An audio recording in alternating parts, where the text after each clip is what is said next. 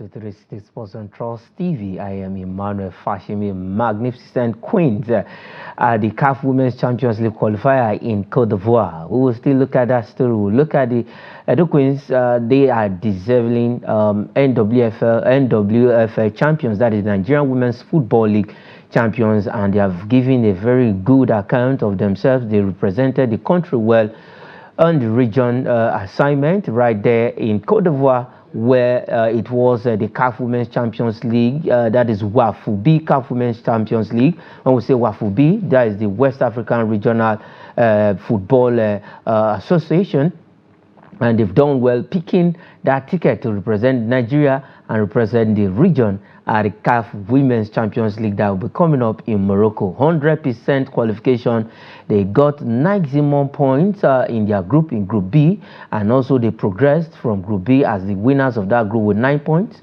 And you know what, the remaining is just a story that, yes, they just qualified on a 100% qualification note. But we'll get to that story when we're looking at football matters. But we'll start with athletics this morning.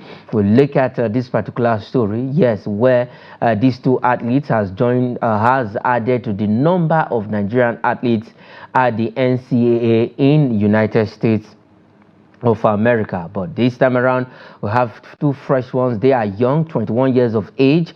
That is Olajide Olayinka and Justina Eyakpobeyen, who now joins the number of Nigerian athletes who have signed for the National Christian College Athletic Association in the United States of America, joining the list of Nigerian athletes schooling and competing in that system. What the system is all about is school, and at the same time they do sports. So combining school and sports is what this body is actually known for. We've seen a lot of Nigerians who have been part and parcel of this particular system, this program in the United States of America. I have a guest on the show this morning. Joining me, Samuel Luka, a para-athlete. We will be looking at this story and other stories on the show. Samuel, welcome to 360 Sports on Trust TV. Good morning, all. It's good to be on the show. Okay, we're looking at Olajide Olayinka. These two athletes, you yourself, you are an athlete. You understand the tracks very well. But this time around, we're looking at these two athletes, Olajide and Justina, joining numbers of Nigerians who are part of this system. They are not the first, and I believe they will not be the last. Yeah, it is a very, very good achievement for the Nigerian athletes, most especially Justina, who is much younger. She's 17 years old. Joining the NCCA is a welcome development for them, because the collegiate scholarships for Nigerian athletes has helped our athletes, most especially the likes of Rosemary Chukuma and, of course, Favor Ofili. Olajide has joined the likes of Ruth Usoro and Adeshina at Texas Tech. That shows that she's a really good athlete, and we have seen the wonders and performances of our Nigerian athletes who are at the collegiate sports in the United States. Okay. If you look at this system, it's working perfectly for the United States itself. We know that the likes of Noah Lyles and some of these great athletes in America also pass through this system. Why can't we have something of this nature here in Nigeria? Well, like I said, we have something of this nature, but it's not as strong as the one in the United States. Most especially, we have athletics clubs here and there all over the country, but the performances that they are putting on is not as strong as that of the United States of America. We have like the making of champions in Lagos, where a former Nigerian athlete is handling that part. He's doing well there, and I believe with the support of the government and other NGOs, we can be performing as well the way the NCCA is doing in the United States. Okay, we can perform well, but if you look at it, we have some of these clubs. They are not even known in the country. But let's see how far we can go. The NCCA is a system that has actually produced big athletes for America, and also Nigerians has benefited. The likes of Favor Philly also went through that tracks, and Root to Suru have joined. We have a lot of them from the NCAA in America, where it's where you school and then you do sports. All right, moving away from that story, let's go straight to Paralympics 2024. Yes, we are getting prepared. The team is in Germany, dotting all the I's and crossing the T's for the Paralympics that is going to start pretty soon. And we are looking at this particular set of Team Nigeria table tennis team. Now, they are promising the country that, yes, they will come back with medals. Somewhere, the table tennis team that's for Team Nigeria are hopeful, are confident that, yes, at the end of the Paralympics 2024 in Paris, France, they will contribute to the number of medals the team will come back with entirely. This is the part where I specialize in, and of course, the para athletes, they are very optimistic of their chances in the competition at the Paralympics. Well, for the para table tennis, I have seen them, I have watched them. They can do well. They do well. They do well in their field of sport. And I believe with the method of their trainings and of course the belief they have, we can come back with medals as they promise. Okay, they can come back with medals as they promised. Let me ask you this question. You have seen these guys. We have 8-man table tennis team that will be representing us there, and it's being led by Nasiru Sule. Is their tutor, is their coach. For the para table tennis, if we look at it, the kind of support the other athletes get is not what we're experiencing with the special athletes. But with the whole team, with the whole training in Germany, do you think the time for their training in Germany is enough for them to actually produce medals? The last, in Tokyo, it was 10 medals in total, 4 golds out of the 10. Regarding the training time, I don't think that training is enough for our athletes to perform well.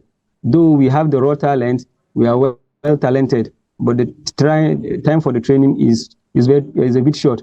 And of course, the sponsorship is not there for the para athletes. We lack those kind of sponsorship and attention from the general public and of course the government. And I hope that with the performance of our team this year, the government will look into the para athlete sport entirely. Okay, the government will just have to look into the para athletes entirely and give them the maximum support, not the government alone. We're also calling on other Nigerians to support these para athletes, because if you look at it, the special athletes have produced more medals to this country and but what has been the secret, Samuel? You are close, you are part of this group. What has been the secret that the para athletes are turning out medals for the country? Well, I will say it is our belief and our zeal to outdo ourselves. Most of us, we see the para sport as a way of earning money, and whatever brings money to you, you will try to put on more effort to see that you do your best. Some of us, we have to go to school by our own self, feed our own self, then we come back and train. And through that sport is what we get to pay our own school fees. So we put on more dedication and more time in, more concentration in our trainings, so that it will help us to boost our competition. That's what has been helping the para athletes generally, because most of us, we lack sponsorship, and it's our dedication and our time that we put in that helps us to perform at the global stage. Okay, dedication and time and everything has helped you guys to perform at the global stage, and that is what it is for the table tennis team. They're also promising to come back with a lot of medals at the end of the Paralympics 2024 that will happen in Paris, France. That game, the competition will start on the 28th and will run through to September 10th, while a table tennis event will start on the 29th. We know that during the Paris 2024 Olympic Games for the other athletes, the able-bodied athletes, it was same table tennis that started the competition, and we know what happened to our team Nigeria. They all crashed out from the first round of a table tennis event at the Paris 2024 Olympic Games. All right, let's leave Paralympics, and we wish our team Nigeria well as they are preparing. They are still in Germany, Saarbrücken, precisely for the 10-day training before the Olympic Games starts. All right, let's look at some football matters. Let's go straight to the CAF. Now we're looking at the CAF Women's Champions League qualification, Wafu B, that is the West African Football Union, the region where these girls have to go through qualification before they play in the CAF Champions League proper. But Edo Queens, deserving champions of Nigeria, champions of Wafu, champions of the region, now back in Nigeria with their head high. I told you from the beginning, they started the competition on a bright note, and they ended it on a very high note by winning the region and winning emphatically against Ainobi of Benin Republic 3-0.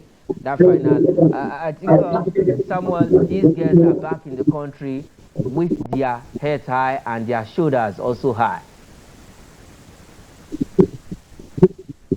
Well, it's a very good performance. They went there and they played well. I watched a little video of what they were playing. They are playing champion football, and it is a great outing for them, being the national champions and of course the regional champions.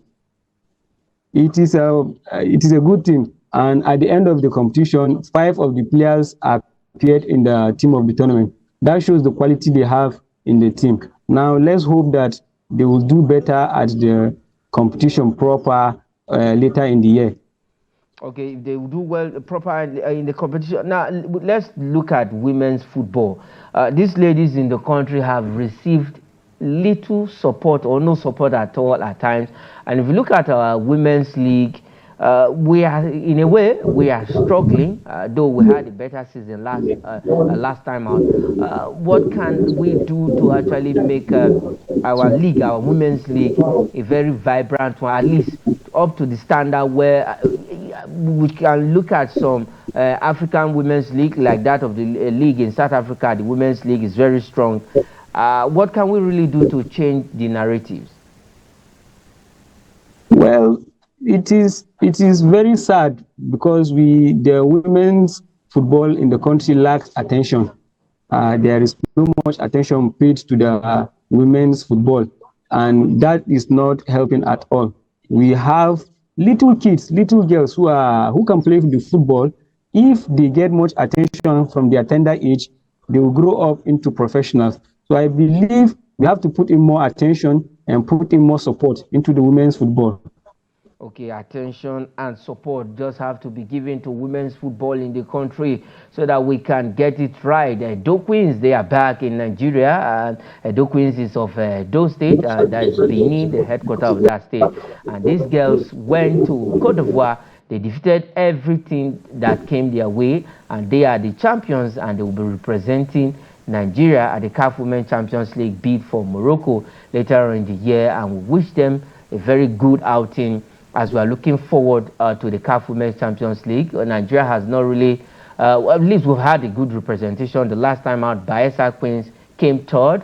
The first team that represented Nigeria was Rivers Angels, and they didn't do well in the group stage. They crashed out after losing 2 games, and they won 1. And we have Delta Queens went. They didn't give us a good representation. Didn't even qualify from the region. And then we have Bayelsa Queen who qualified, and they came third the last time out. But this time around, we're having another South-South team that will be representing the country at the CAF Women's Champions League. All right, we'll switch over to the men. It was also a CAF Champions League first round playoff for the men. And we have 2 teams playing on the continent. We have 4 male teams that are playing on the continent. We have Enugu Rangers, Remo Stars to play in the CAF Champions League. We have Academy Warriors and Enyimba play in the CAF Confederations Cup. And as it stands right now, 2 have crashed out. We still have 2 left. 1 has crashed out off the CAF Champions League, and the other also crashed out from the CAF Confederations Cup. AS FAR defeated are on Remo Stars for the men, while Enugu Rangers progressed on 2-1 aggregate after beating Comoros Limadojo at the they played the 1-1 the return leg at the Gospel Akpabio International Stadium in the course of the weekend. But for Remo Stars, it was not a lucky one for them after they defeated AS FAR of Morocco 2-1 here, and then back in Morocco it was 2-0 against Remo Stars. We will still bring you the highlights of those games. But quickly, Samuel, Remo Stars is out of the continental assignment, losing 2-0 to AS FAR of Morocco. Well, the problem is that I don't know. We have issues playing against North African teams. Rather, they always happen to be a jinx in our competition. The moment we play against a team from North Africa, then we tend to crash out of the continental competitions. So it's a good outing they had in their home ground, but going there, losing 2-0, and of course, the 2-0, because we have been scored at the second half, that shows that we have to learn how to plan our games very well.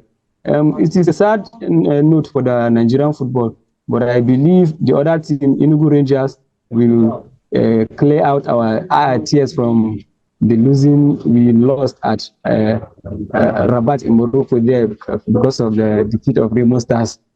Okay, the defeat of Remo Stars, like you made mention. Now, we have not really have a very fine this thing on the continent. We've not really had a very good outing when we are in the continent with Nigerian club side. The last time we had that success was with Enyimba of Aba. Where have we gotten it wrong? So, like I said, football and sports entirely needs much support from the entire Nigerian community. The last time we played well in the continental competition was, I think, 2004, during the times of Enyimba. And like we all know, they brought out players like Nwaneri and the likes of the great Vincent Inyama through those ranks, and they did wonders for us at that time. But presently now, the Nigerian football is going on a low. It's going low. I don't know if it is lack of preparation or lack of sponsorship or lack of attention, shall I say. But how to get it all right now is for us to go back to the drawing board, start from the grassroots, empower small football teams, grow out players from there, and from there we can gain back our giant stride at the continental level. Okay, we can actually go back to the drawing board and then we can get it right. But we will just quickly have some glimpse of that game between AS FAR of Morocco and Remo Stars of Nigeria. Remo Stars is of Ikenne in Ogun State. Let's just quickly catch some highlights of that game and we'll be right back. جويل بيا هنا الفرصة المحاولة البحث عن الرأسية لكن غابت. لاحظوا مدافعين زائد مدافعين من الحائط والجدار الدفاعي. حديث عن 9 لاعبين في المعترك من لاعبي فريق ريموس. بهكذا الطريقة تعود من جديد الزحزوح ليعيدها، يمرر لكارنيرو يلعبها بشكل قصير. هنا الفرصة تعود من جديد. الاسم اللي اتى لفريق الجيش الملكي من بيترو اتلتيكو الكونغولي، لاعب اللي عنده 28 سنه. تعود الكره من جديد. نذكر انه فريق الجيش الملكي يلعب ب5 اسماء لاول موسم له من رفقه الجيش، هنا تسديده سهله عند حارس المرمى اديبي اوباسا. مره اخرى في وسط الميدان. لاحظوا الان اين تقدم اللاعب كاريرو اغوستو في وسط الميدان. هنا امين زحزوح تلعب الكره. فرصه ممتازه هذا الكره، وتدخل كذلك جيد من حارس المرمى اديبي اوباسا. هنا رأسية المهاجم جويل بيا. تعود مرة أخرى لأكرم النقاش في وسط الميدان، وانطلاقة من جانب طيب بوخريس. تحول الكرة للجهة اليسرى لحمودان. حمودان يلعب كورته بشكل جيد لكارنيرو. كارنيرو والعرضية، الفرصة والإمكانية. هدف أول لفريق الجيش الملكي. أتت الحلول عن طريق الكونغولي جويل بيا. Yes, it was a painful one for Remo Stars after winning the first leg at the Kenneth 2-1, and they went to Rabat, Morocco, and they lost 2-0. The 2 goals coming in the second half of that game. Well, we have Enugu Rangers and we still have Enyimba on the continent, but for Remo Stars and Ekanemi Warriors, they both bow out of the continent. All right, let's go straight to Colombia and talk Falconets, yes, where they are preparing for the 2024 FIFA Under-20 Women's World Cup in Colombia. Precisely, yes, they beat Australia in one of their friendlies, their first friendly, and now they are prepared for Mexico test in another friendly game. Samuel, our ladies, our young ladies, our young girls, young women, they are in Colombia preparing for the 2024 FIFA Under-20 Women's World Cup. We have been twice a finalist of this particular competition. From the game with Australia, they played well, and the girls showed their strength. And going into this friendly against Mexico, the coach is optimistic of their chances of winning the game. He wants them to maintain the same momentum they had at the Australian game and play well this time around, so that they can maintain 100% record in their matches that they are playing. From the preparation, Chris Danjuma has that belief that his girls can perform like their predecessors back then, the likes of Oshola in 2014, whereby they got to the final and got beaten by Germany. He believes that they can do better this time around. Okay. Like you mentioned, you believe we can do better. We're in the same group with Germany, who defeated us in one of the finals, and then we have Venezuela in our group, and also Korea, that's North Korea in our group, all in Group D, alongside the Falconets.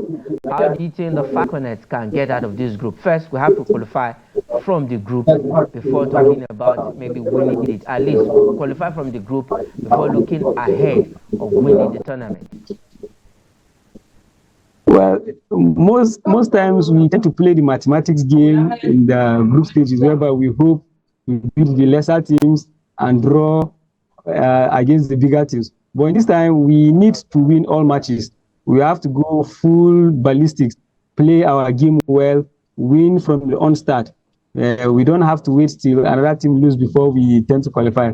But with their preparations and the belief of the team, I believe they will go all out. They can qualify from the group with a high note.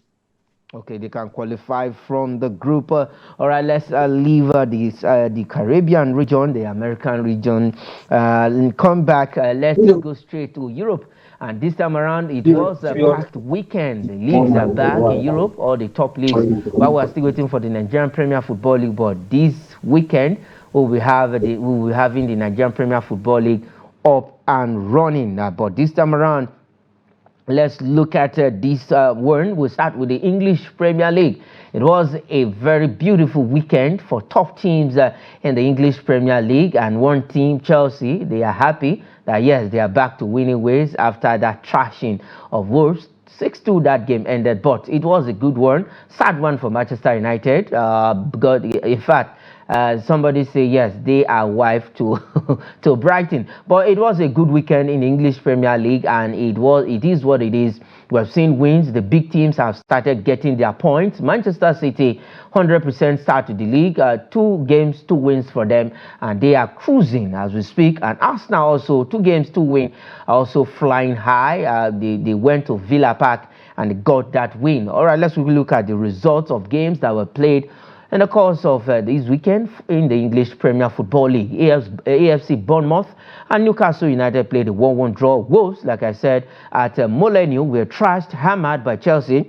I'm happy that a Nigerian, though he has not played for Nigerian, got a hat-trick there. Madueke getting a hat-trick in that game. 6-2 trashing of Wolves at their own stadium, Molineux. And at Anfield, Liverpool beat Brentford 2-0 under and Slot, who's the new manager, is getting it right with Liverpool. And Brighton at the American Community Stadium, they say it is the Farmer Stadium. Manchester United were beaten 2-1 in that game. Crystal Palace, it was a London affair between them and West Ham United. And West Ham United went to Selhurst Park and defeated Crystal Palace 2-0. Fulham, also a London team at home at Craven Cottage, beat newcomers. Let me say newcomers. They are newcomers. Leicester City 2-1. And then Manchester City, after Ipswich Town got an early goal, they went ahead first, but they were beaten 4-1 at the Etihad. We have Southampton lost to Nottingham Forest 1-0. It was a very tight game. And for Tottenham Hotspur, they hammer Everton 4-0. And Aston Villa putting up a very good play, and all thanks to David Raya, who was so fantastic in between the sticks for Arsenal. And at the end of the day, it was 2-0 against Aston Villa at Villa Park. We'll just look at the table while we discuss. Samuel, good weekend for the English Premier League match day 2. And somebody say Manchester United has started falling. The season has already falling. And for Chelsea, all smiles, 6-2 against. Well, one thing about the EPL is that it guarantees you drama and action football. For the Chelsea game, that's the game of my interest. Noni Madueke getting a hat-trick, and also Obama getting a hat-trick of assist and a goal. That shows you that they are trying to pick it up. They are picking it up gradually. They had a bad outing at the beginning of the season, though they played the English champions. So you don't blame them. But picking up like that is a good thing for them. For Manchester United, recent years they are having bad outings against Brighton, be it at their home or away. I think they have lost in the last 3 matches. They have lost 3 against Brighton and 1-1. Going into the season like this, they need to buckle up. They need to prepare well. And for Arsenal, they managed to beat Aston Villa, who got a 6 point out of their chances of winning the league last year. This year, they started with a 2-0 win against them. It's a good thing for Arsenal. That shows that they are really well prepared to beat all those teams that managed to stop them from winning the league. For the teams coming from the relegation, I believe they are new. Unlike Leicester City, they are familiar with the atmosphere. But for the Ipswich Town and of course the other teams, they have to buckle up. You are playing against the big boys. You have to bring on your guns. So the season is starting. We can't predict now, but I believe there will be very, very, very beautiful and good matches. Okay, all right, let's look at, you just seen the table after 2 games. Manchester City at the top of the table, 2 wins out of 2 with 6 points and goal difference. This is how they used to start. 5 goal difference. Brighton second, Arsenal third, Liverpool and Tottenham, Fulham occupying the 10th position. Let's just flip to the other side of the table, and Everton's on the 20th position, no wins out of 2 games, and already they're having a deficit -7. All right, let's go straight to La Liga. Also, there were games in the course of the weekend in the Spanish La Liga. And somebody says, the football pundits say, yes, Real Madrid are not ready for the season. We saw what happened against Real Valladolid weekend, all goals coming in the second half. And Juan Mardo is happy in that game, getting his debut and getting a goal. That is Endrick, who just joined the team. They say it's a star-studded team. But, well, let's see how far these stars can actually go with Real Madrid. The Merengues, the White Angels, they are called. Also, it was a good one for Barcelona again, and in the course of the weekend, getting 2 games, 2 wins for them. And one man cannot stop scoring. Lewandowski doing Yamal also in that game, doing them proud, doing them well in the new season for FC Barca. Like I said, there were games also the course of the weekend. Celta Vigo against Valencia, it was a 3-1 beating of Valencia. And then we have Sevilla against Villarreal, where we saw our own Kelechi Iheanacho getting his first La Liga action against Villarreal in the weekend. They lost that game at the Sanchez Pizjuan Stadium. 2-1 it ended. And we have Osasuna against Mallorca 1-0. Barcelona beat Athletic Club 2-1. Espanyol lost 1-0 to Real Sociedad. Getafe and Rayo played the goalless draw. Real Madrid at Bernabeu. Santiago Bernabeu beat Real Valladolid 3-0. All goals coming in the second half. Leganés 2-1 against Las Palmas. Deportivo Alaves and Real Betis played a goalless draw. Atletico Madrid beat last season runners-up 3-0. That is Girona. Now, Samuel, also La Liga, we've seen good games. But we're looking at Madrid. Somebody says as if this team is not going to gel before the middle of the season. I don't know how true is that, but they actually struggled. If you look at their first game against Real Mallorca, they played the World One, and against Real Valladolid, they struggled in the first half, even in the second half, despite getting those 3 goals. Well, if you look at the team with the acquisition of Kylian Mbappe, all other teams in the league will try to play defensive. They don't want to be attacked. So from the beginning of the match, the team decided to play much defensive. Going into the match, Carlo Ancelotti is a tactical genius. He understood how the game is, and he made some key substitutions, bringing in the players like Brahim and Endrick. Yeah, he understood that, okay, we are playing high up the pitch and it is not helping. So let's bring out these teams out. So the moment the team came out, the goals started popping in. And kudos to Endrick for getting his debut goal. A bad one for Kylian Mbappe. He's struggling, but I believe he will pick it up. He's a professional. He knows how to play this kind of games. And with the help of Carlo Ancelotti, Real Madrid will do well. They are a team that you cannot write them off. They always surprise people. How surprised do you think Real Madrid will be? Let's look at the coming in of Kylian Mbappe. Already we have Vini in there, we have Rodrigo, we have Jude Bellingham, who was fantastic for them last season. Do you think there's going to be a clash of interest in that team? Well, I used to watch their videos in training, and if you see the atmosphere there, they are always smiling, always playing. So that shows that there is unity in the team. And coming into the matches, yes, there will be tensions, there will be a time of being selfish or that.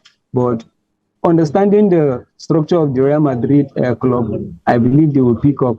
Clash of interest will come later because we are all humans. We will one day get selfish and want the best for ourselves. But I believe with understanding, they will outperform themselves. Okay, perfectly. Let's look at these 2 players side by side, Vini Jr. and Kylian Mbappe. We know sometimes Kylian Mbappe comes from the wing. We still have Rodrigo, who is also flying from the wing. If you are Carlo Ancelotti, which position would you prefer Kylian Mbappe to just play the top 9, the front man, as in the direct striker in your team, or playing from the wing, and then maybe switching Rodrigo into the middle? Well, like you said, Carlo Ancelotti is a coach who knows how to manage his players.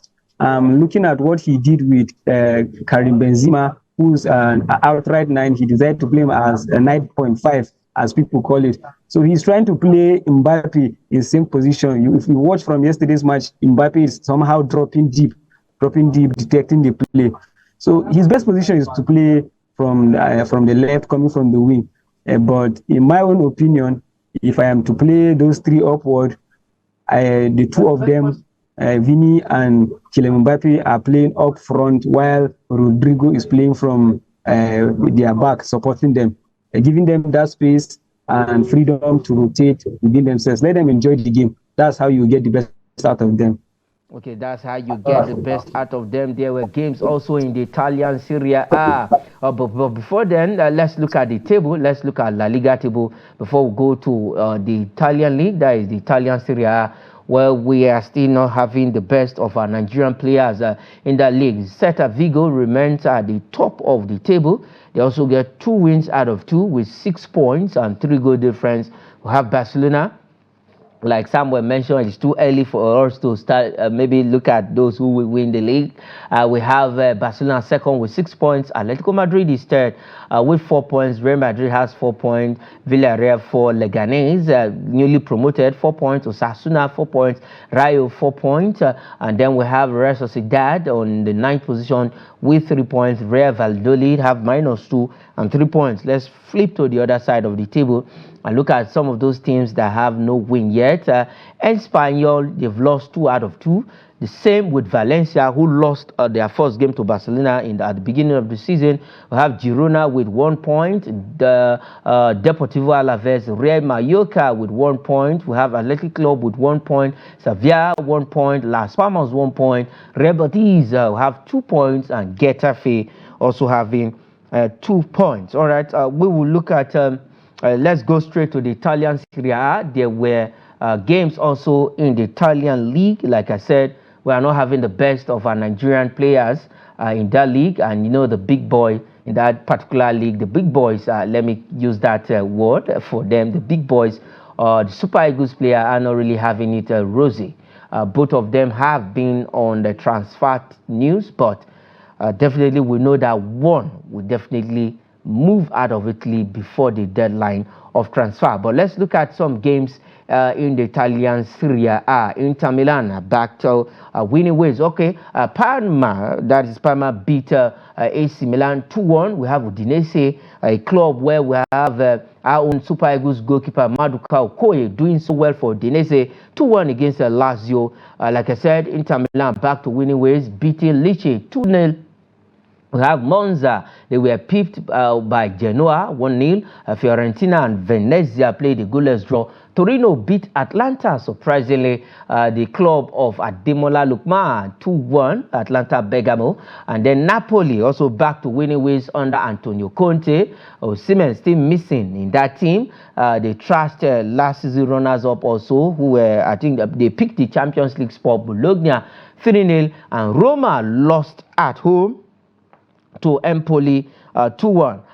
Samuel, so it was a good weekend for the Italian Serie A.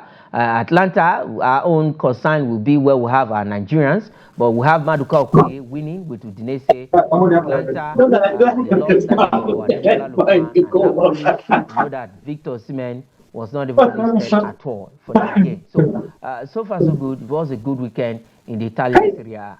Well, it is a good weekend for most of the small teams in the Italian league. Parma managed to beat AC Milan, Atalanta losing, and we have Roma beaten by Empoli. But for Udinese, I like the confidence that Maduka Okoye is having.